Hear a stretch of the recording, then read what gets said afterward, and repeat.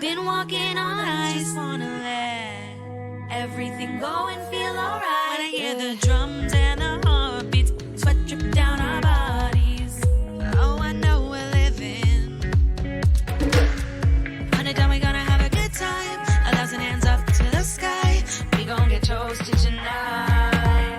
I've been feeling it all day. I wanna let it go. I wanna lose control. Oh, I'm ready to roll. And I've been daydreaming about this night for a long time. I wanna dance with you under the light. I trusted a wild one. I trusted a good life. Good morning, millennials. Welcome back to the Morning Toast, live and in living color. Live from New York. It's Morning Tuesday. Toast. Live from New York. It's Tuesday morning. We are back. I am back on American soil. Back and at home in the arms of my son.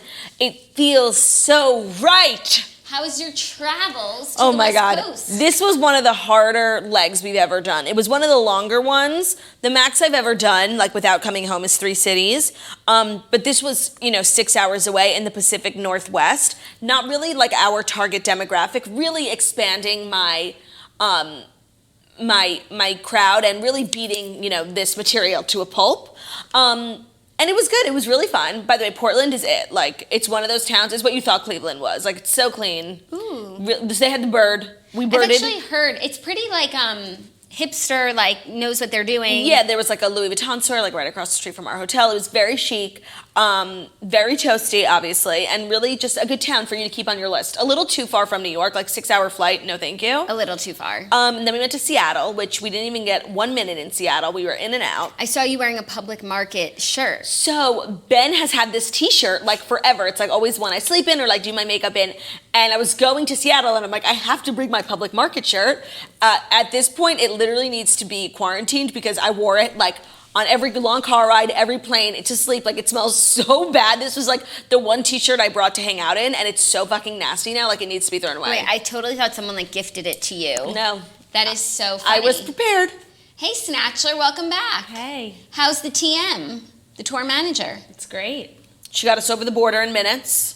That was the most surprising. I did not think they would let a Snatchler across country lines and then back again. It was actually crazy. I don't think I've ever driven over like a border. No. It's very weird, the Millers. Yes. Okay. I don't know the reference, but I appreciate it. You didn't see that movie? No, I told you I walked out of it. Oh my God, it's so good. I don't see it as everyone else does. I find it kind of annoying. Oh my God, what a crew. Jennifer Aniston, your girl. And as much as I love Friends, I find like post Friends Jennifer Aniston's movie career like to be annoying, and I don't really support it. Well, that's not an untrue statement. Yeah. But this film is good. We got Emma Roberts, Jason Sudeikis. That other kid. The accountant from The Hangover. I never saw it. I just like I wasn't loving it in the movie, and when I'm in a movie theater, I have a very low threshold. Like if I feel the opposite. If I'm not in it, like get me out of here. Like I already feel so uneasy being in movie theaters these days. And you know how I realized that? Me and Margot went to the movies in Vancouver. We had a day off. We went to see Good Boys, which was. Did you see it? No, but I'm Hilarious. actually seeing Jackie, it on Friday. I cannot believe you haven't seen it. Like it is. There's so many movies out. I saw Ad Astra. Ew. So me and Margot went to the movies, and honestly, like I was feeling so relaxed. Like it was just like, when you're in a movie theater in America, like you're always looking over your shoulder. Like we've actually left movie theaters. Yes, I don't feel that way anymore ever since the elevation of the movie theater experience with like iPick and some of the nicer movie theaters, because I feel like if you're gonna this is awful, but if you're gonna shoot up a movie theater, like it's not gonna be the most expensive one. Right. But me and Margot went. Now that I've said it.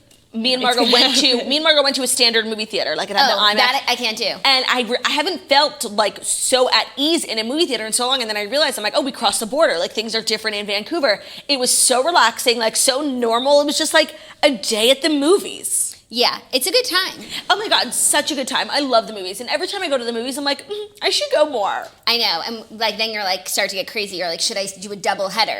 That's so funny that you said that. It used to I was be my thinking dream. of asking Margot if we wanted to see something else, like Hustlers. I'll tell you, it used to be my dream to see a double header, and one day my dreams came true, and I saw 2 movies in one day, and it was actually too overwhelming. I didn't have enough time to process the first movie. Then I go into the second movie, like with my head still in the first movie, and I just couldn't appreciate the second film. And so, you know what? There's such thing as too much of a good thing. Yeah, and then you're away from your son for too long. Yes, but he's with his aunt Sneecha being so well taken care of. Oh my God, it was so painful. Like this weekend, everyone was home this weekend, like hanging out with Theo. All you guys were hanging out, and I was just like away from my family, and I never felt so far away from home. Yeah, well, at least you were with the Snatchler, whose family. Yeah, That's true. That's true. We got real close this weekend. Did you? Mm-hmm. It was a lot of together time. A little too close for comfort? Well, see, the thing is like when it comes to other people, like, don't touch me ever. But when it comes to family, like, I don't get sick of family, you know? Like, I saw Margaret this morning, and I was like, oh my God, I miss you so much, and I literally saw her at 7 p.m. last night. Yeah, all you need is, like, a 12-hour reprieve. But Snitch ain't like that. Like, I could tell when I gave Snitch a hug this morning, she was, like, curdling up, and, like, she wasn't ready to see me yet, you know? But it's okay. I accept you and love you for who you are, Snitchy. No, I FaceTimed the Snitch last night, and I was actually becoming fearful. Like, on the phone, I was like, I'm going to hang up before I get screamed at. You know?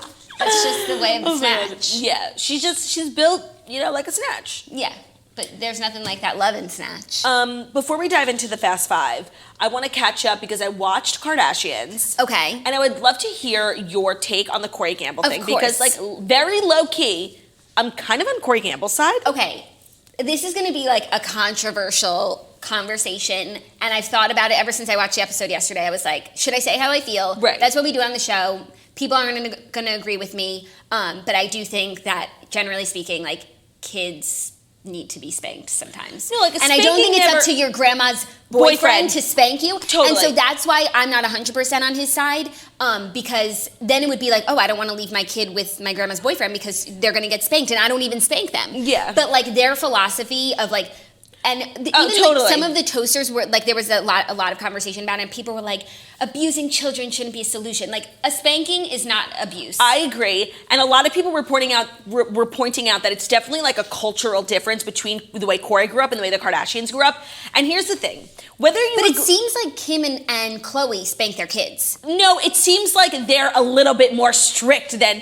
I didn't get the vibe that they said they spanked their kids, but I got the vibe that they were kind of judging Kourtney for being like so laissez-faire with the kids. No, when Kim was talking to Jonathan and she was like, Khloe and I have had this conversation about like whether or not Kourtney should, like, I don't know that Kim. It's such a crazy conversation. True's too young to ever have been spanked, but like, I don't know if Kim has ever spanked her kids, but it's definitely on the table. And it's definitely like threatened. And that's more powerful than a spank is the threatening of a spank. I agree. And so whether or not you agree that spanking is like a good thing to do, like, it was just really a conversation. Do I think that Corey meant that he was going to, you know, pull Penelope's pants down and hit her in the ass? No, I think he was just saying, like, that's what you got to do, you know, because that's how he grew up. And, like, honestly, I didn't think what he was saying was so crazy until Scott, had this crazy reaction, almost like it was triggering something in him, you know? Unless you're talking to, like, a pacifist. Also, all that being said, we don't have kids. I do not know what I'm going to do when I have kids, and I have a little precious bebe. And yeah, she scratched me, but like she's the cutest thing ever. Like, how can I spank her? So I'm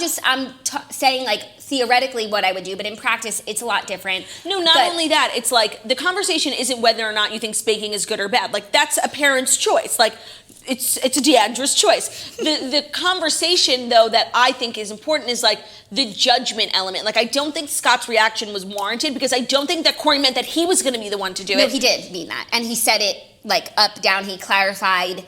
He meant that if he was babysitting Penelope, like the babysitter was, and Penelope scratched him and took a chunk of skin from face, he would have spanked her on the spot because she needs to be reprimanded for what she did on the spot. Moment. Not like a few days later, not a conversation. And even the way that they were dealing with Mason just showed, like, kids need to, it's kind of like when you're training Theo. Like, if he misbehaves, you don't punish him a little while later after you've sorted out the punishment because then he doesn't know what it was for. It makes it less potent. Yes. But not with Mason because Mason's older, he can understand. But Penelope is younger, you should know scratch means slap. Right. Well, okay, so Corey Gamble isn't the one to be doing the spanking. It was just a really interesting conversation, and it really, like, proves, like, how really far we've come. I feel like back in the day, like, when I was in, you know, school, I would see some kid, I knew he was getting a spanking. Like, it wasn't a big deal. It was like a part of growing up, I guess. No, it's always been a weird, and like the more that time passes and the more 2019 we become, and then, you know, 2020, 2021, like, it's a really weird conversation. Right, and like, people regard it as abuse. Yes, and like, if you were someone who grew up with spankings, you did not tell your friends you got to spank. Like, it's humiliating, and too, like, it does sound concerning. You tell the wrong friend, all of a sudden you have child services at your door, and like, that's not what it is. So like, No, that's it's a very private No. thing that happens in families. Jackie, I totally agree, but it's also like a slight to children who are actually abused. Like, Agreed. Like a pat on the ass is not in any way abuse. Like, and I think that that's really like a dangerous road to go down. Do you know what I mean? 100%. It takes, and like, there just have to be consequences for your actions, and at the very least, there should be fear. This is just such an interesting conversation, and I'm so shook that like the world is now talking about it because of the Kardashians. No, and I'm so glad they aired that conversation. They could have easily not. Like, it doesn't make Corey look good. It doesn't make Chris look good. And they could have just like stayed away from it. But I think it's an interesting conversation because it's like one of those things that nobody talks about. I don't know. I just feel like kids should be raised, and I feel like we were, with like a strong amount of like love mostly, but a little bit of fear. Like, you should be scared of your parents, and you should be scared to step out of line. That's not going to say that you don't ever do it, but like you don't make the same mistake twice. Like you don't scratch someone. But again, twice. we don't have kids, so what do we know? But like, so when if I sing my kids, I'm probably not going to tell you guys. But just in theory, like there needs to be like, and taking someone's phone away, like she was saying that works for Mason, it doesn't work for Penelope. And then I saw these toasters saying, well, my parents used to take my door off and that really changed me. You should take her door. And it's like, that's not going to work for like sometimes. Yeah, some kids aren't like attached to things. Yeah, like Penelope doesn't even need a door. Yeah. Like she's six. Tiny. Yeah. She shouldn't have a door. Yeah. It was just a very interesting conversation. It was also a really good episode. Like I was shook. It was such a good episode. I was shook by the fact that was a prank. Me too. I did not see that coming. Me too. Oh my God. And the footage at first, when I thought it was real, I was like, holy shit. And I was actually really surprised that Kim was like, dedicated an entire episode to her security protocol because she was kind of giving a little too much information. She was like, we have 3 guards in the front and 3 at the gate and 3. And I thought she was like literally giving a robber like the keys to the back end of her house. Maybe she was lying. Yeah, and it's like a setup sort of thing. She probably wants people to think that, and she probably has even more going on. Yeah, that was crazy. And like the way that everyone like acts like they're too good for the security, like Jonathan and Courtney. It's God. Just get in the house. Just do what you gotta do. You're on a Kim's house. Jonathan was being awful. I didn't like how he was yelling at people. And did you see him in the audience at Dancing with the Stars last night? He was Allie Brooks' family and friends. Oh, he wasn't Lamar's family and friends? No, but I did think that was an interesting conversation maybe. For sure. Allie Brooke, like Fifth Harmony. Yeah. Wow, he gets around. And he changed his name officially to Food God. That was what the party was for. I was like, what a sad birthday party. And then I realized it wasn't a real birthday. It was a name change. Yeah. It was like when you go from Destiny Hope to Miley. Yeah, and it was, ruined, obviously, by, the big conversation of corporal punishment. Yeah. But Classic. anyways, an interesting one nonetheless. And a good episode, and it really gave me a huge appreciation. Oh my God, wait, sorry. Before I went to bed last night, I said, we have to talk about this on the toast. When Chloe, Kylie, and Chris were on the jet going to Napa, and they were talking about how, like, when you have grandchildren, and Chris, like, started to cry, she's like, and Chloe was like, I don't want to talk about that stuff, because, like, it makes me really sad, like, to think that, like, things are going to be different. Like, that conversation made me, like, so emotional. Like, we have had that conversation before, like, how you don't want to talk about the future because, like, it's happy and stuff, but it's also really sad because, like, things are going to change and, like, people die, and it's just, like, so sad. And I really, like, felt that connection with them when they were having that conversation on the plane. No, same. And, like, Chris was crying, and I know everyone thought she was being dramatic, but, like, no, she wasn't. I was crying, too. They're talking about what they're going to do at Stormy's 40th, and Chris is like, I'm not going to be there. Oh, my God, that's so sad to think about. Yeah, that's really sad to think about. I love Chris. Like, I actually have a huge Kris Jenner appreciation. Like, I know everyone does, but, like, in recent history, just, like, really understanding, like, the magic that is Kris Jenner. 100%. Are you crying, Margot? No. Oh, because you're going to miss us. Oh, my God, but you're going to be at Stormy's 40th birthday. And Harvey Steen's in heaven. And then also, Right. I watched, you don't watch Potomac, but I watched Potomac, and did you talk about the Emmys on yesterday's episode?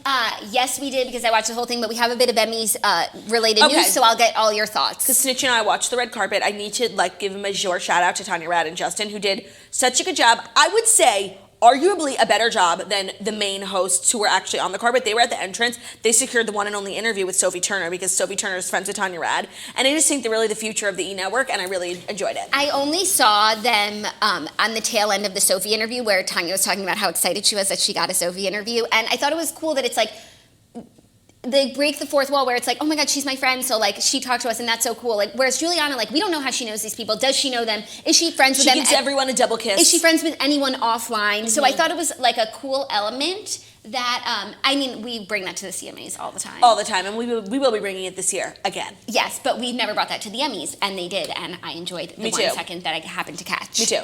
Okay, without further ado, I think it's time for the fast 5 stories that you need to know before you wake up and take a bite out of your morning toast.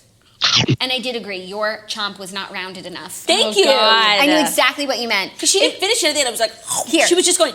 Yeah, no, she was going like straight, and it needed a little more of a rounding. I completely agree. I'm so bad. I heard exactly what you were talking about. You did a great job, Snitch, but I know you thought you sounded crazy. I knew exactly what you meant. Thank you. And I wanted to let everyone know that today's episode is brought to you by Modern Fertility. Knowledge is power, and when you know more, you can make better decisions for your body, your health, and your future. There aren't many decisions bigger than having a child, but for many women, fertility is a big question mark. If you want more information about your fertility and your ability to get pregnant, you need Modern Fertility. It's a quick and easy hormone test you can take at home, whether you're thinking of trying for a baby now or you want to know your options for the future. Your results are delivered within 10 days, and your personalized dashboard will give you insight into how many eggs you have, hormone levels, and reproductive red flags. You can also talk one-on-one with a fertility nurse or use the timeline tool to plan ahead.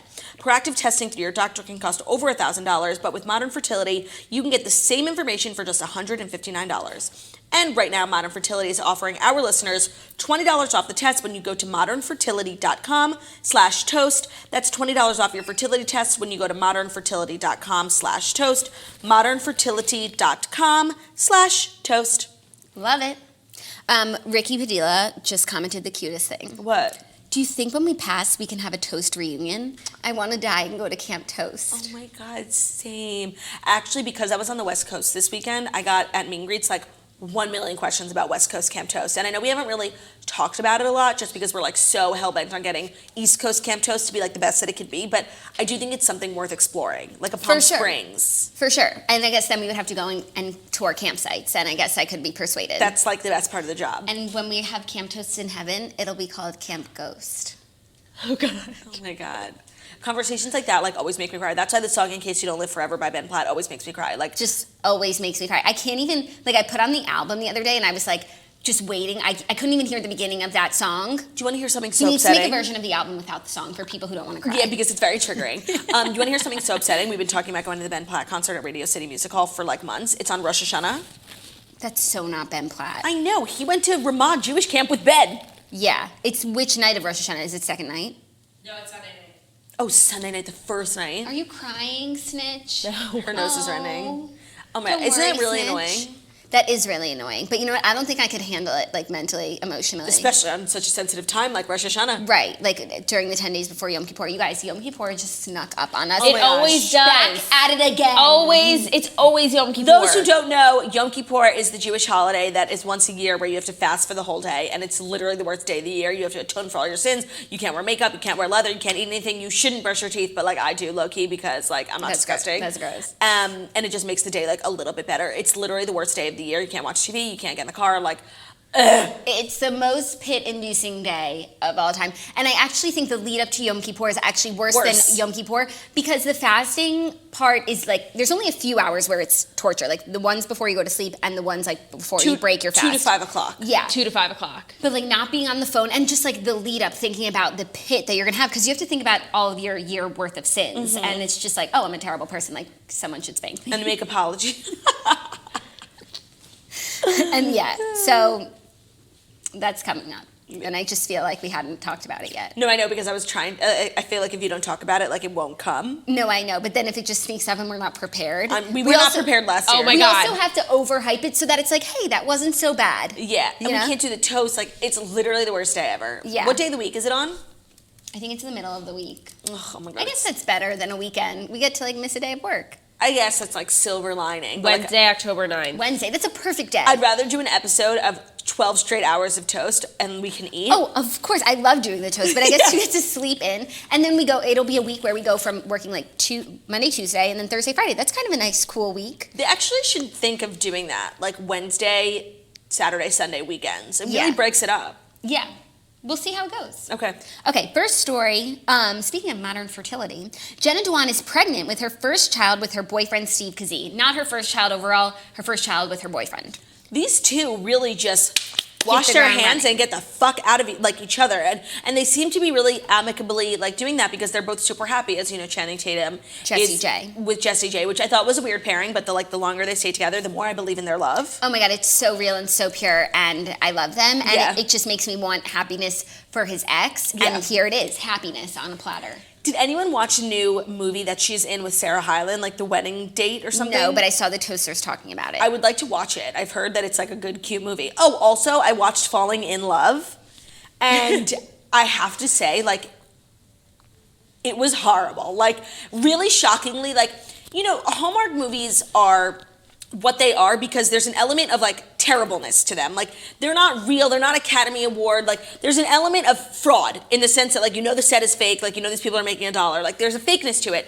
And Netflix took that fraud factor and exploited it. Like it was everything was bad, the acting was bad, the casting was bad. Like it was all fucking terrible. Except the only bright spot was the New Zealand scenery, which was beautiful. Yeah. Christina Milian, who I love, is no actress. I'm sorry. Like, I was not buying for 1 second anything that she was selling.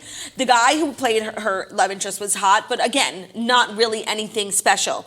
And then Disagree on that. So many weird things, like the letters in the wall, like just trying to make something happen. That random fire where everyone in the town was mysteriously a firefighter. Like, it was just such a weird mess of a movie. I actually liked the entire movie, and I do think that Christina Milian ruined it. Yeah. Like, And it's sad because I love her. I love her, and I liked it. It was a good movie. I enjoyed it, but it could have been like really close to perfect because I thought the setting was beautiful, the story was interesting. Fixing up an inn, okay, cool. That guy, he's from Unreal, and I guess he's a New Zealander, and like everything was so like New Zealand, and then she was just like, I don't know, with her yoga pants. Wait, Jackie, he's from Unreal? Yes. Is he the guy from like the first season? August. No, he's a contestant, and then he's like hooking up with Rachel, as is everyone.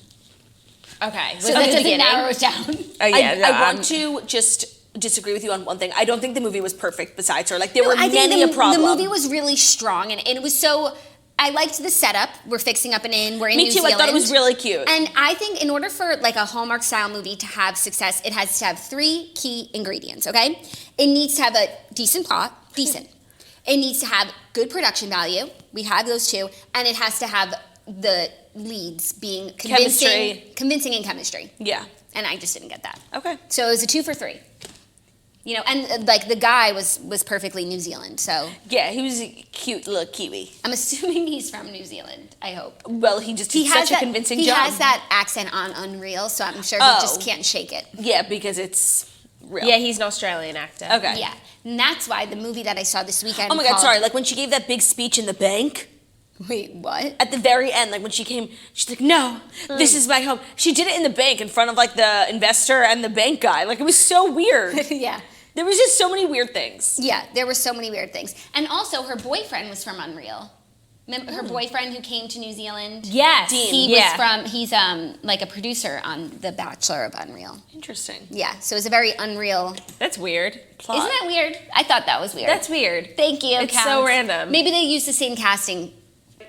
Okay, next story. Emmys tumble 33% to an all-time low rating. Not shocking. Shocking. Awards have hit an all-time low in the ratings. Time zone adjusted ratings for Sunday's telecast on Fox have the awards pulling in 6.9 million viewers, down almost a third, 32%, from last year's Emmys ceremony on NBC. The 10.21 million viewers was the previous low for the awards, so we are just going downhill fast, y'all. That's a huge jump. I think a lot of that definitely has to do with not having a host. I think like they promote and do commercials and like billboards for the Emmys around the host. So if there's no host, like just a random commercial for an Emmys is not enticing. I literally forgot that it was on, and if it weren't for the fact that we were in a hotel room looking for someone to watch, I wouldn't have remembered. Like the marketing is all about the host, and last year was Sandra Oh and Andy Samberg. Andy Samberg, which was like an interesting thing, and whether you liked it or not, people were tuning in because they wanted to like see this random crew. So I think it was a huge mistake not to have a host. They did have that actor Thomas Lennon do like a voiceover, like between commercial breaks and stuff. People hated the voiceover. Yeah, I thought it was like silly. It's like it's a host, so just get a fucking host. Like, Yeah. don't tiptoe around with like this man in a box, you know? I feel as though, and some of the late nighters, someone called them the Jimmies, even though I don't think one of them was a Jimmy. Colbert was there. They were talking about how they've been ousted and all they know how to do is host, but no one wants to host anymore. Oh, the poor straight white men. We're hosts, so. Oh, okay, fine. Yeah, justice for hosts. But you could still have, I guess no one wants to host because like you don't get paid any money, everybody hates you, and they'll dig up all your old tweets and cancel you. And no matter what, like even if you do the best possible job, people are gonna say it was terrible. Right, so what is the reward? There's none, so no one wants to even do it, let alone they don't want anyone to do it. But they could have, people, like more actors. Like I don't understand why they don't have like Amy Poehler used to do a good job, Maya Rudolph, Tina Fey. People still like them. I wonder if they don't want to do it or if just like, it's just crazy. I don't know. It's a thankless job. I can't imagine you get to a level like Amy Poehler and you want to do that fucking trash. Yeah, and you have to like make fun of like your friends in the audience. Yeah, they should really give it to like two digital hosts, Yeah, who have no skin in this game and like everybody hates them already. So like, perfect. They have nothing to lose and everything to gain. That's actually a really good point. I thought it was a huge mistake. And award shows are always interesting. Baseline because there's celebrities, we love celebrities, we love to see them interact, but they were giving us like nothing to work with, you know? Can we talk about some of the awards because like everyone from Game of Thrones was nominated and nobody won except for Peter Dinklage again. Can I tell you like a devastating factoid? Emilia Clarke has never won an Emmy for her role as Daenerys Targaryen. Shocking. That's criminal. Yeah, that's really shocking. She like in all 8 seasons, She not looked once. Fucking She fire. was ready for her win. Yeah, she really actually like you could always tell if someone thinks they're gonna win like based on how they look. Like if they look out of the world extraordinary, it's because they think they're gonna win, you know? Yeah, no, she was ready to win. I was ready for her to win, and like she should have won. She honestly Like, should have come in blonde hair. Daenerys Targaryen is one of the most iconic TV characters and book characters, but TV characters of all time. Did not win an Emmy, and I just have to tell you that just makes the Emmys worthless. They are worthless. Fleabag won. They really swept, and. Am I living under a rock? But like I hadn't heard about this show that much. I think we are living under a rock. But even Phoebe Waller-Bridge, like I never heard of her. Some things penetrate our rock, and and this didn't. And I'm sure it's an amazing show, and I'm sure every show that was nominated, like I'm sure if I took the time to watch it and get through it, it's good. So like fine. But Game of Thrones was on another level, of course, and it was not respected. Yeah. Oh, also, the actor from When They See Us won, and they brought some of the I don't know if it was all of them. The Central Park Five. They were there. Like imagine going from prison to the Emmys, like falsely incarcerated to the Emmys. Like, wow. Wow. That's kind of cool. That's I feel very like cool. Everyone at the Emmys this year, like actors are so serious, and they take their craft so seriously, and even just like the way they dress and the way they carry themselves, like it's so serious, and it felt even more serious than usual. And it felt like so snotty, especially when they laughed at the Kardashians. Like, you're fucking kidding me. You're all loser celebrities who would die at the chance to come to Kris Jenner's like fucking party. Like they're all so thirsty, and then they go to the Emmys and they think their shit doesn't stink, and they're fucking laughing at the Kardashians. Ha! I laugh at you, Laura Dern. No, and most of these people in your limited series, like you're never coming to the Emmys again. No, it's so true. Except for Chernobyl. That moment, like, really... and, like, the Central Park Five. Like, you guys didn't do anything. And the Game of Thrones. Yeah. But, like, that moment really pissed me off because, like, Hollywood is so thirsty and, like, these people, like, they take themselves so seriously, but at the end of the day, they're all obsessed with that Hollywood bullshit, and they would, like, do anything to be, like, in with the crowd of Kardashians. And, like, you know what? They presented an award for reality, and no one makes more fucking compelling reality television for 17 years than the Kardashians. So I was just really... You try starting a dialogue on Spanking. And you know what? In this climate. Right. And you know what? And the most press the Emmys have gotten is around the Kardashians being laughed at. Like, it's such bullshit. Like, that really pissed me off. Yeah, it really pissed me off. Like, it's 2019. Have some respect for the Kardashians. For female entrepreneurs who are making more money than half those people combined. And literally all of Hollywood, like, relates back to the Kardashians. Like, you're not anyone if you don't have a connection to the Kardashians. That is so true. Like, they are the epicenter of the universe, and fuck Hollywood hypocrites who laughed at them. 100%. That really pissed me off. But speaking of some positive news, we saw a photo of Kim, Kylie, and Sophie Turner, and that is the friendship that I need, and I was thinking about it. It's a little too weird for Sophie and Kendall because Kendall is really close with Gigi. But, like, Sophie Turner would make the perfect friend for Kylie. Yeah, like, so elevated. She loves Game of Thrones. She loves to drink, like... they would have a good time. But you know what it is about Sophie Turner? Like, I really believe that, like, both her public life and her private life are very fulfilling. Like, I don't think that she, like, needs certain friendships. Like, I think some parts of Kylie's life are empty, like, and you see that, like, with the loss of Jordan. And I think, like, she could use a friend. But I think Sophie Turner has remained so cool and normal, and, like, everyone loves her because she has such a fulfilling home, personal, and public life. That's true. But I also feel, and I was thinking about the Jordan situation when they were talking about it on the show, like, I feel as though Sophia Richie has completely filled that hole and more. Yeah. Like, they're sisters. They're like as see them close to hanging out being this weekend? sisters as possible. She's a perfect friend for her. Like, she likes to have fun, do the same things. She's just like the better Jordan for Kylie. And like, she's not going to hook up with your sister's man. Oh, and you know what was so interesting? Because she's already hooking up with your sister's man. When we were talking about Jordan and the whole saga months ago, we were saying that, like, this must be a really big blow for Kylie because, like, the way that their family kind of values each other and, like, that sister bond is the bond that Kylie has with her friends. She almost values those relationships more than she values the relationships with her sister. But she doesn't. But at wine country, I think this whole thing really made her realize, like, what the Kardashians have known for years. Like, family is everything. And that's why she was sitting there in the winery and she was like, I just don't know what I would do without you guys. Like, we're so lucky to have each other. It's like, you take something bad for you to realize, like, the good, but I think Kylie's now firmly on the path of, like, family is it. Totally. And that's why she's investing so much in Sophia, because she could potentially be family. Yeah.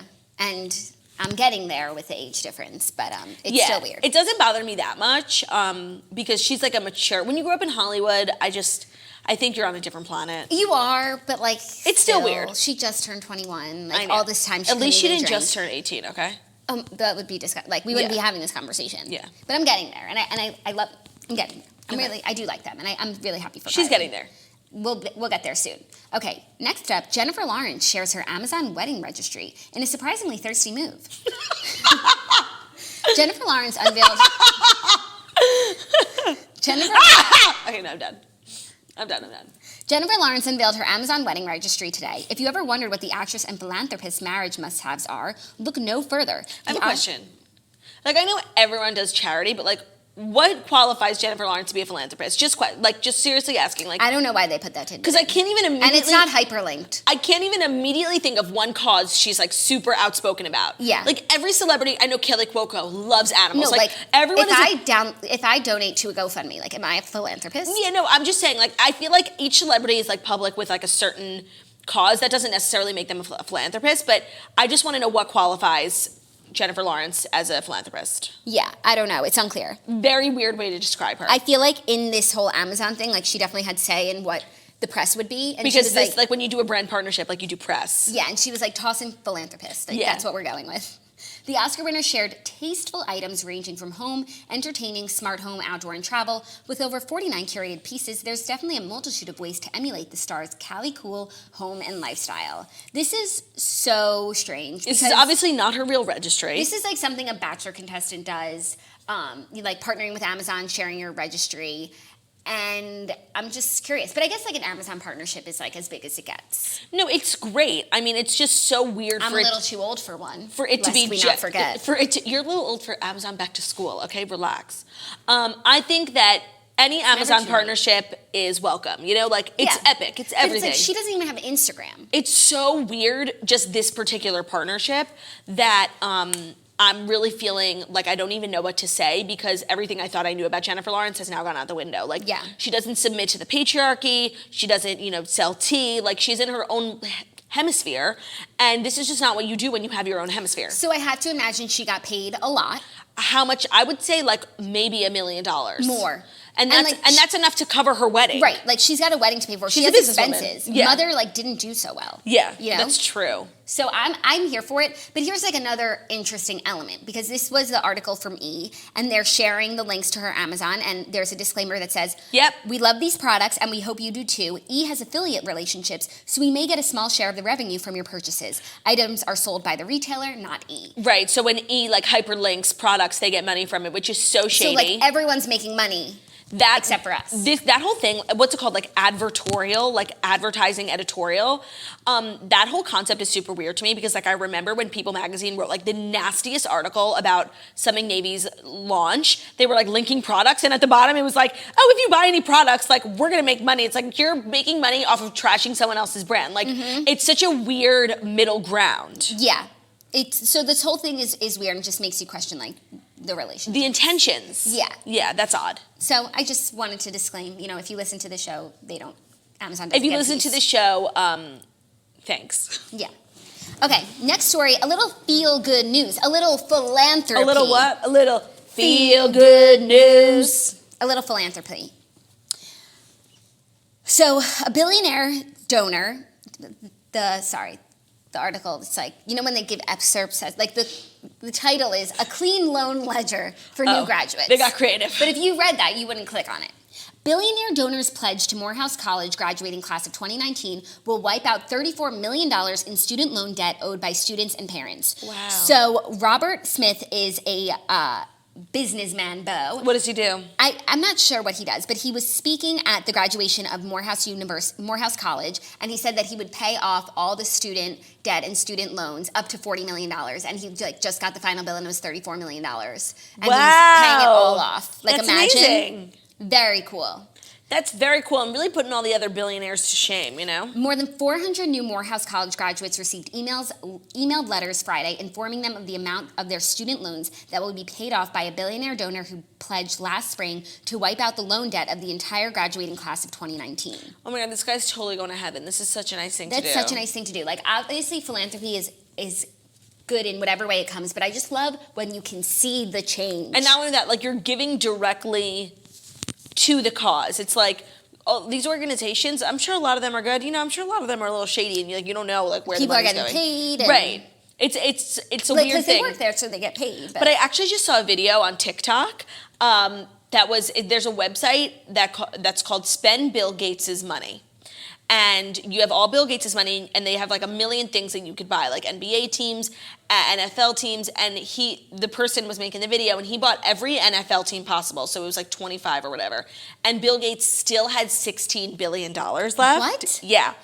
And it was so interesting, and it's like, that's crazy. Like, I'm sorry, if you're Bill Gates and you're not wiping out people's debts, like, you're a dick, okay? No, but I'm pretty sure he's pledged The to Bill and Melinda Gates Foundation, yes. And the gift something, which is like billionaires who pledge half of all of their wealth to charity. And me and Margot were in Seattle, and my show was in the Bill and Melinda Gates Hall in the Symphony Center. Right, so they're giving back by allowing comedians, because laughter is the best medicine. So true. They do a really good amount of they do a philanthropy. ton. But I don't know, there's something so, especially in like this day and age, like, to me there's something so powerful about just like that direct line of philanthropy, like starting your own foundation. It's all good, and I'm not trying to knock, but to me it's like, I don't know, I'm so much more moved by like Richard Smith, whatever his name is, Robert Smith, like giving the money to these kids who just like want to start their future with a clean slate, than if he started an organization that clears people's debt. Do you know what I mean? Yes. No, like, this is better. I don't know why. I totally agree. Than if he started an organization that clears people's debt. Yeah. I completely agree. Okay, I'm glad. There's a new documentary on Bill Gates that's on Netflix that I watched a trailer for, but wasn't compelling enough for me to hit play. Looks pretty interesting. I think they talk about his philanthropic work. And I'm sure it's amazing and moving. For some reason, I'm so much more impacted and like moved by this story. Like, and if this guy had started his foundation like to clear people's debts, like there would not be an article about it. Yeah. It's just like a rich person doing what rich people do, like starting their own foundation. Yeah. But so that's why I'm just so impressed by this. I am. No, totally. And now like 400 post-grad students, like their lives are changed, their families are changed, like college funds. Like they won't be bogged down for years with like the pressure of student loans and like the interest rates. Like he's really gave these kids like the gift of like a fresh start. Like nobody has that. Like it's special. And even if his organization was doing it, for some reason, like I just don't think it's that special. I agree. Like he did it in a cool way. Yeah. Yeah. Totally. Like, how are they going to get the money? Me and Margot were watching America's Got Talent in Canada. Like, everything's delayed. So we were watching, like, the America's Got Talent, like, finale, like, a few days later. And you know that amazing kid won, who has an amazing voice. He was blind. His thing went viral. Yeah. Spoiler alert, he won. And me and Margot were, like, laying in bed with tears in our eyes. And we're watching the... Lucas didn't win? No. We're watching the... He wasn't even in the final two. The credits, and Margot caught something. It said, what did it say, Margot? It said that it pays the $40 million. No, the $1 million. The $1 million over 40 years. How terrible is that? Stop.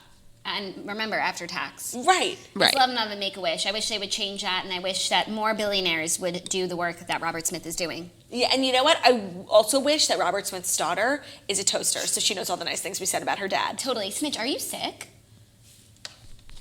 I don't know, but this just happens to me at 10:30 in the morning every weekday. It's so true. That my nose runs. Yeah, you have like A snot on my thing because I'm trying. I was just like wondering, where did that liquid come from? Yeah, I'm like, my "Ew!" nose. It came from And your nose. on your sleeve. Ew. I'm struggling over But here. listen, she could lay down on the couch if No, you're but sick. like I'm not sick. It literally happens the second I sit in this chair. Maybe and you then should when get a box of tissues. And then You when have I a get table. up, yeah, but then I'm gonna be blowing my nose. Yeah. That's the issue. Okay, well, feel better, Smidge. We're sorry about that. We're sorry. Bye. Is anyone ready for the craziest story we might ever report on this show? I think I know what it is. The 22-year-old killer who was a Or- 9-year-old Ukrainian or girl. is she 6? Okay.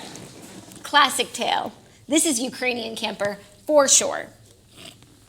Indiana mother who adopted a 6-year-old Ukrainian girl with dwarfism has been charged with abandonment, but the mother claims her quote-unquote daughter was found to be a 22-year-old sociopath masquerading as a child. Okay. Christine Barnett, 45, and ex-husband Michael Barnett, 43, have been charged with abandoning their daughter when she was 9 in Lafayette, Indiana, and fleeing to Canada. In an exclusive interview with Daily Mail TV, Christine denies the claims and says she and Michael were victims of a fraud, claiming the girl they adopted was an adult con artist who tried to kill her. Christine and Michael agreed to the emergency adoption of Ukrainian-born Natalia Grace in May 2010 from Florida, and they were told she was 6. Within a year, Christine claims Natalia tried pushing her onto an electric fence, poured bleach into her coffee, and threatened to stab the Barnetts in their sleep. Sounds like someone needs a spanking. Natalia was treated by mental health specialists who determined she was an adult and pressed for the courts to have her birth certificate changed. In 2012, Marion County Superior Court in Indianapolis decided Natalia was born in 1989 based upon medical evidence. The Barnetts moved to Canada and left Natalia in an apartment in Lafayette. It's like, I don't know which way the story is crazier. I know. Is she Is she 6 or is she 22? So, I mean, and just like from my own But opinion. a September 11th affidavit of probable cause obtained by Daily Mail TV states that experts carried out bone density tests on Natalia in June 2010 and concluded that she was 8 years old. So it's still unclear. Oh my, that's terrible because honestly, until you said that, I thought for sure these people, like this girl actually was 22. No, so like we don't know anything other than what has come out. He said, they said, she said from the Daily Mail, and now it's up to us to use our imagination. Deductive reasoning. And I have no fucking clue. Well, it's so hard to adopt a kid. Like, if you're going to go through all that paperwork and the process and the visitations, like, I can't imagine you're only doing it to abandon the kid 2 years later. Right. It says, it has all the elements of a horror movie. An unsuspecting Christian couple adopts an adorable little girl, only to discover she is an adult sociopath masquerading as a child. Right, so you can make that movie one way, or you can make it the other way, where it's like this poor Ukrainian orphan finally thinks she finds the home of her dreams with this lovely Christian couple until they end up abandoning her. Right. It's a tragedy. It sounds like an episode of SVU. Apparently, this has been a movie called Orphan, where a pigtailed youngster Oh my God. tries to murder her family when it's revealed she's 33. I forgot I saw that movie. Fucking nuts. But how did they get away with her being young and being 30? Like, how did she look like a child? Did she have dwarfism? I don't know. I didn't remember that a part of it was that she ended up being 35. I thought she was just like an evil child. Oh. Did it say that she ended up being 35? Yeah. Oh, that that was she something I wound up missed. being 33. It was. I've seen in my lifetime 2 scary movies: The Grudge and this movie, and it's such a scary movie. Like, it's something about kids being like fucked up, like gets me all fucked up. You know? Yeah, but then also like this could just be a genius defense for the parents Genius. who did abandon a child. And like yes, adopting and fostering children is like such a noble thing, but there are so many instances where the parents are unfit, Yep. where the children are neglected. So maybe they adopted a child, maybe even with good intentions, and maybe the child was a troubled youngster. And it's like harder than they thought. Right, and they just abandoned her, and now they're saying because she's 22. Yeah. Well, I hope the kid finds a home if she's a kid. Yeah, I hope that we do get the truth of this story. And I think at the end of the day, I do hope she's 22 because the thought of like an abandoned youngster in an apartment, a 6-year-old in an apartment in Indiana is like so sad. No, I know. And how do you tell someone's age? Like Their teeth. their teeth or like her birth records from Ukraine. But I think the birth records like have definitely been falsified at this point. Like we gotta get a tooth. Also, does she have She had that's what the mom. She had a full pubic hair bush, and she had a period, which is why. How do you know that? That's what the mom testified. It's in the article. The whole story. I read the whole story last night at 2 a.m. This is what made her think that like she's older than she is. Okay, that is crazy. But technically, the mom could have made that up, and like, what Also, is a jury gonna? But look at that's her bush? testable. That is testable. Also, like an 8-year-old, like having a period is weird, but it's not Possible. It's But not having a impossible. full bush. It's just like some people develop really quickly. I'm just saying. Wait, that story just got even crazier. I didn't know that. Oh my that's god! what happened. Any other factoids you'd like to share with the class? She said that she spoke like an adult. Like they went to classrooms, Right. and she was like, "Ugh, like I don't know how people deal with these kids." This is what the 6-year-old said. Oh. She could be That's like a character from a sitcom, like the overly mature child. the precocious child. Yeah, that is so crazy. They also claim that she threatened to kill them, like stand over Right, them but in a their sleep with a knife. A child could do that. Sure, Right, yeah. that's true. That's just not an adult make. No. So it's just a crazy story. I hope we get more facts, and I just need someone to snag a tooth. Yeah. snaggletooth. Like just punch her in the face. I know she's been through No, but a lot. they have to get it in a legal way. Like, I mean, the courts can test it. Yeah. It's just crazy. Right, and that like so if this child is now on trial, and she has one way to exonerate herself, like by submitting her birth records or whatever, like wouldn't she just do that? Well, I think she's probably 22. Yeah, totally. Honestly, because it's too sad if she's not. Yeah, no, I mean, for the fact that we're laughing at this story, like, she better be 22. Yeah, because I really think she is. the I think that possibility she of is her too. being 8 and having been abandoned after being adopted is literally too heartbreaking for it to be true. Yeah. That's crazy. Oh my God. So I think officially the craziest story. By we the have. way, But also now these the are- mom thinks that she has is with another family doing the same thing because they haven't seen her. Ooh. And last time they spoke, she was making dinner for her new family. That's Well, what the I kids hope- What said. 8-year-old makes dinner? I hope the new family reads the Daily Mail. The Me too. Daily Mail, like a story like this is definitely possible, but it only comes to fruition in the public eye because of things like Daily Mail and their Snapchat story. Like they find the weirdest fucking like medical marvels, random fucking adoption stories. Like they have become like the epicenter of weird news. Yeah. It's crazy. Yeah. And I'm grateful. As am I. And I look forward to seeing this film adaptation sometime soon. Or maybe a short... It's already happened. Maybe a limited series. Well, now that it's a true story, it's different. Sure. A limited series. But we don't know how it ends yet. Dun dun dun. Okay. And Dancing with the Stars you wanted to talk about. before we recap Dancing with the Stars, on another note, I was thinking last night how I would never want to be on Dancing with the Stars because as much as I thought I could do it, like I didn't realize how much work it is. Like you are literally dancing all day, every day until All you week, perform. yeah. All day, every day. Like torture. Like why do that when you could just do open fit, you know?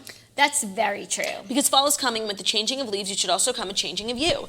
Don't let the temperatures be the only thing falling this season. Take the plunge and lose weight right at home with Open Fit. Don't want to wait for your New Year's resolution, because that never works. Start on a better you now with Open Fit. Open Fit takes all the complexity out of losing weight and getting fit. It's a brand new, super simple streaming service that allows you to work out from the comfort of your living room in as little as 10 minutes a day. I really enjoy it because the shame of going to a gym is just too much for me. Like I can't stand seeing people and like the thought of like someone videotaping me, like not that anyone cares. Like I can't. Like me and my agoraphobia are good. We choose to do everything at home. We live at home. We shower at home. We work out at home. Love it. No walking around a locker room. I'm good, you know? Yeah. Sculpt your body in the convenience of your own home with no eyes on you. It's affordable and accessible. You get what you put in. You can see results within the first 30 days. If you want to just increase your energy, you want to put a pep in your step, or overall just feel better, then Open Fit is definitely worth the shot. Open Fit has changed the way that we work out, and texting our code TOAST to 303030, you can join us on our fitness journey, personalized just for you. Right now, during the Open Fit 30-day challenge, our listeners will get a special extended 30-day free trial membership to Open Fit. When you text TOAST to 303030, you will get access to Open Fit fully, all the workouts and nutritional information totally free. Again, text TOAST to 303030. Standard message and data rates may apply. Love it. But since you're not going on Dancing with the Stars, talk about the episode. The episode was really good. I felt like everyone improved a lot more than I thought they were going. Are you bringing your mic? Yep. Oh, okay. Everyone improved so much. I think obviously like the bright spot in the whole episode, which was actually kind of dim, was Lamar Odom. Like what happened? So he was being like really hard on himself, and he went like second to last. And they showed in the clip that PETA, his partner, was like, you keep asking me like about the steps, like you can't remember what comes next. And he's like, I just had a lot of memory loss from my accident. And then he said something that I don't think he's ever said on TV. Maybe he said in his book, but I didn't read it, where he swore that on the night that he was at that Bad Bunny ranch or whatever, that he did not do drugs, that he was drugged. And that's how he overdosed. He said, I swear I did not do drugs. So I never, have you heard that before? No. So he was claiming that he was drugged into an overdose, which I don't know if I necessarily believe, but nonetheless, it was still really sad, and he like really fucked up. Like he just could not remember any of the steps, but he was like having fun, and he like loosened up. And when he went backstage to do an interview with Erin Andrews, he was like so obviously disappointed and like discouraged. And he was like, the way that it works is like the judges vote and you get like a number, but then also the fans vote.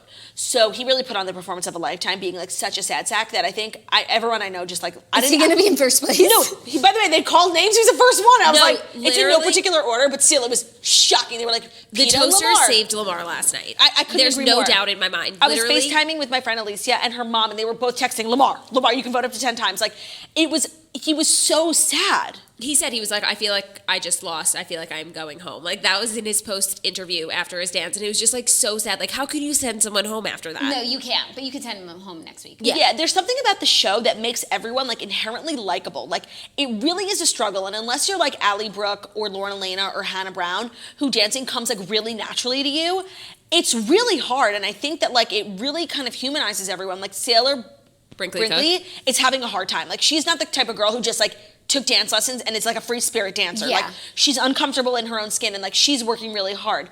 It's just such I can't believe I never watched it before, because it's really like a weird, interesting show. And you would have loved last night's episode because James Van Der Beek danced the foxtrot, and he was talking about how there was actually a storyline on Don't Trust the Bee in Apartment 23 where his character went on Dancing with the Stars and did a foxtrot, but he accidentally took mushrooms and his hands were made of pound cake. And they were like showing back the clips from Don't Trust the Bee, and he was like, I'm excited to like do it for real. And he did a good job. People are like obsessed with him. Like, they think he's like the second coming of Jesus. Like, he's the best dancer. He's like Normani. And like, he's fine. As a dancer, people are obsessed with him. No, as a dancer. No, I just don't think anybody expected him to be as good as he was. So But it's so good much on easier him. for a guy to be better, because when you're doing like a couple's Yeah, you ballroom guys dance, said that. the girl is the focus point. Like, she does the stunts and like the flips and the tricks, and the guy is very much like the leader.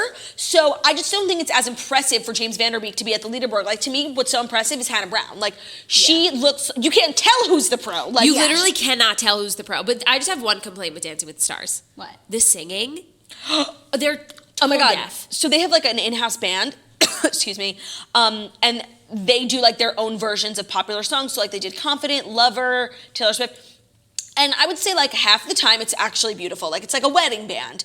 And half the time, like, it is the most tone-deaf, broke-down piece of trash ever. It's How come they shocking. can't get a good band? They should Or get just Marianne. buy the rights to by the way, song. No, I like that they have a band. Like, it's like these, It's like a wedding. It's like these weird stripped-down versions. It's like a wedding. They should have Marianne Bennett, who did both of our weddings. She's the most talented singer ever. Like, they should have her band, because it should be better. It could be, like, you could have the best band in the biz. That's actually, I think that's the job for Marianne Bennett. And even though she's like literally booked for the next 5 years with weddings, but that is the job for her. Yeah, she'd crush it. And she's so like lively and like full of personality. Like, she really takes over the wedding, because like she has this energy, like power source. No, like, she's a power source. That's a great call, Jackie. I like that. Sweet. Allie Brooke, so this was like the episode where like everyone got their thing. Do you know what I mean? Like, you watch clips and it's like, Allie was saying, and I don't mean to like demean anyone's experience with bullying, but like it was just like so obviously placated. But here I go. No, but like she was like, you know, people like would say that I was the worst dancer in Fifth Harmony, and they would like put clips of me dancing together and like really shame me for it. And it's like, I was a harmonizer, and like I can tell you that never happened. Like, and I really don't mean to demean someone's, but she was just like now latching on, because like bullying is like this, it's like a movement now. Like, yeah. And she was really like hitching her horse to like this movement, and it was just like such a stretch. And again, I feel bad like demeaning someone's experience with bullying, but like I could just, it was like fake. Like, I'm sorry, like I know that sounds so bitchy. It was just like really weirdly like trying hard to like make this a moment where like with the tears. And then after she was dancing, like the judges were like, you are a dancer, and she was like, that means so much to me. And like that really, she is a dancer. Jackie, that's like, where I drew the line. Like, and it was trash. Being compared to Normani, like who right now is the best dancer in the world. Industry, doesn't mean that Allie Brooke isn't a dancer or a good dancer.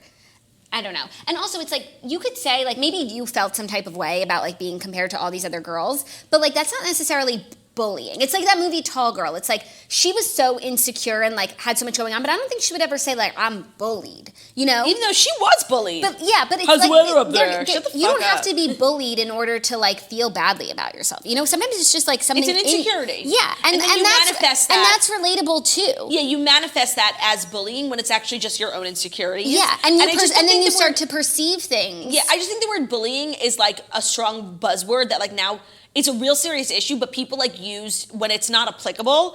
And I just thought that was like a really weird thing. And I didn't like it. And last week I was on here defending her that she deserved better scores. And she got better scores, but I don't think she dances as good, but whatever. Lauren Elena is the most solid person out there. Like she is exactly who should be on the show. Like she's coordinated, but she doesn't have dance experience really. And she's getting better every week, and she still is like really good. I think she's really gonna make it very far. Hannah Brown is like the leader of the pack. Like she got the first 8. Like I can't believe like how good of a dancer she is, and she chose to dance to Lover. Yeah, I can't believe how good of a dancer she is. Like, she was doing lifts and spins and everything, like, as if she was a pro. She's a pro, like, and she chooses the cutest outfits. Like, I don't know if they have input, but, like, she is very in charge, like, of her makeup, and it all is working really well. And I think they're trying to, like, make us think that she's going to start dating her partner. I think that she can't stand him. You know what? He's not my favorite. Like, yeah. At all, and I wouldn't ship them. The woman who went home, was the woman I was talking about last week, Mary Wilson, she was one of the Supremes, and I have to say, she was a lot better, and I didn't really feel like it was fair that she went home, because in actuality, Lamar should have gotten home, but he just got so many votes, and like none of the young people who watch Dancing with the Stars know who Mary Wilson is. And like maybe she could have said something compelling that would make you all want to vote for her. Yeah, she was a little too proud. But her and her partner like definitely despise each other, because like they were dancing to Aretha Franklin, and he didn't really know who Aretha Franklin was, because he was like, there's like 5 generations between us. Like he was being a dick. Honestly, I'm glad that they're gone, because I didn't like her and I really didn't like him, honestly. Then Karamo, sorry. He did amazing. Like, he actually has a lot of potential, too. He wears great outfits. That guy, Len, who is, like, the mean judge, he's like the Simon Cowell, he's fucking annoying.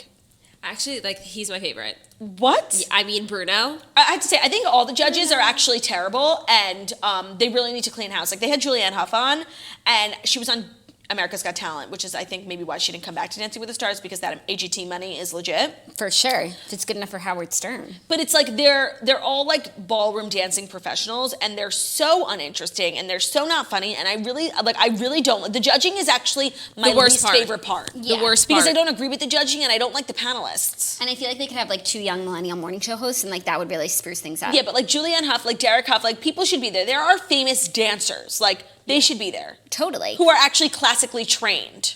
Just some of the comments about the bullying conversation that I just want to mention is someone saying that I think if someone feels they were bullied, they were bullied. And I have to say, like, I just disagree. Oh, I didn't say agree. Like, because then you can say that about anything. Right, and then that word loses its value when, like, And there by the are way- real bullies and real people being bullied, and it's not something to take lightly. And I only learned that from watching Real Housewives reunions. Oh my God, And same. if you don't watch, then maybe I would have agreed with this person, but like the women, whenever they hear something that they don't like, they just say that they're being bullied, and that doesn't mean that they've been bullied. I agree. Just because they're being called out on their shit. Or because they're feeling insecure about certain things, and it's like heightened, but it's not actually a bully thing, it's more of an insecurity thing. Right. So I just think the word bully is not something that you can just apply to yourself, like, because you feel uncomfortable. And that everyone else should agree. Like, because then we could just be bullied all the time. Oh, Sean Spicer was there, and he was actually kind of funny.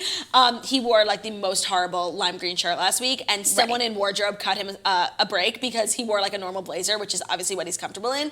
And you know what? He was kind of good. No, Like, he got so much better. Like, Yeah. he was so decent, but like, it's just clear, like, the odds are stacked against him. and like He's no not one gonna really go far. like.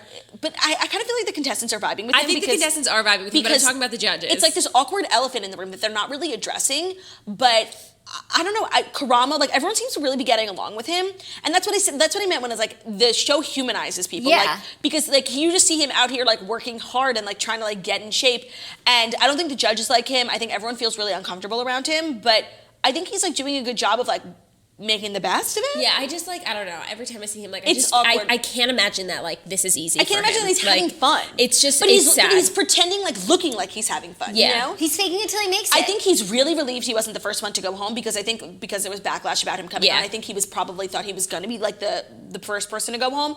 And I think like now he just wants to like not embarrass himself and just make it as far as possible. Like he knows he's not going to win. Yeah. But he doesn't want to be embarrassed, and not be going home the first week is embarrassing. Now he's fine. Like now, no matter what happens, it's same with smooth Lamar. sailing. But like, Oh, it's also, just my favorite interesting. person- That's really, and that's what we said last week. Like last week was going to be the worst week, and then it kind of like if they don't address the elephant in the room, like it just lets you move on from it, like the green shirt of it all. And now he's just like another contestant. Right. He's not, but he is. But like, yeah, he's Also, getting along with everyone. my favorite underrated person on the show, contestant, is Ray Lewis. Oh yeah, he was in the bottom too. He was in the bottom two, and I thought for sure he was going home. I'm like, they're not going to send a 75-year-old woman home, but they did.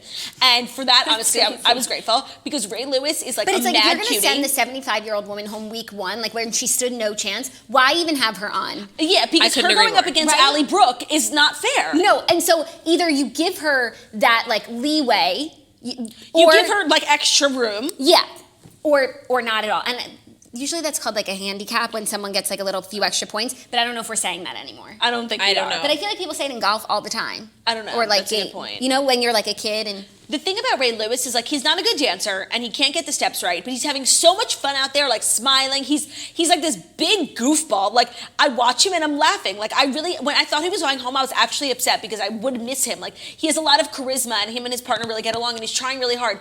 But Len was saying, for people like Lamar and this football player Ray Lewis, like it is so hard. Like they're so tall. By the time their brain tells their foot to do something, it's like 10 seconds later. Like, I feel like that's for Sailor Brinkley. Also, like models aren't. I think she's like the first model to ever go on the show. Models aren't dancers. Yeah, they're very awkward. She's not that tall though. Like she's she's a model. She is, but she's like Sports Illustrated. She's Yeah, not she's runway. not like fashion She's very week. like average height.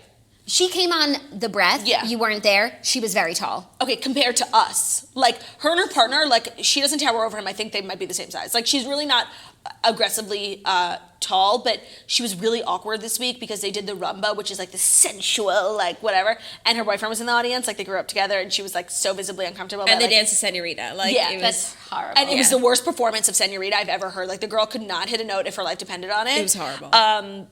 It was just really awkward. And like I feel like she's an awkward girl. Like she's just not like an extrovert. So I think she's struggling. And she didn't have as much time as everyone to like get acquainted. Like she's doing a good job, but like she easily could have been going home, you know? Oh, also, there's so many contestants. The most quiet, like unsung hero is Kate Flannery from The Office. Do you know her? Red hair. She was on The Office. She was like a totally random character. She was the alcoholic, like who worked in HR. And she's doing so good. She got one of the second highest score. She's just like really like getting in quietly, like and really making moves, and everyone really likes her. And her personality in the clips from rehearsal, like she's fucking funny. I think she might be a comedian because she's hilarious. cool. Yeah, it's a really like. I'm glad you guys are enjoying. I really am. am. It's And really enjoyable. I was looking forward to having the 2 hours on Mondays after The Bachelor, so I'm a little let down about that. But Dancing with the Stars is only once a week, right? yeah. Is it 2 hours? Yes, but it's not so much filler. It's like there's a lot of commercials, but it's like they come back from the commercials and they dance. Like there's no like we took a trip this week. You know, like it's good. Yeah. It's Yeah. television. It's as a it lot should of be. content, entertainment. I'm so glad. Oh, and a million people in the audience. Like I said, Food God was there with Ally Brooke, which I didn't really understand. Katie, Colton, Cassie, Demi, Did you see that Harrison. video of Colton? yeah, Yes. trying to get on Hostess? camera in the monitor. Like he was standing behind the host and he like wasn't sure if he was going to be on TV, so him and Cassie were moving their chairs forward. It was hilarious. Honestly, relatable. Relatable. Chris Harrison was in the audience.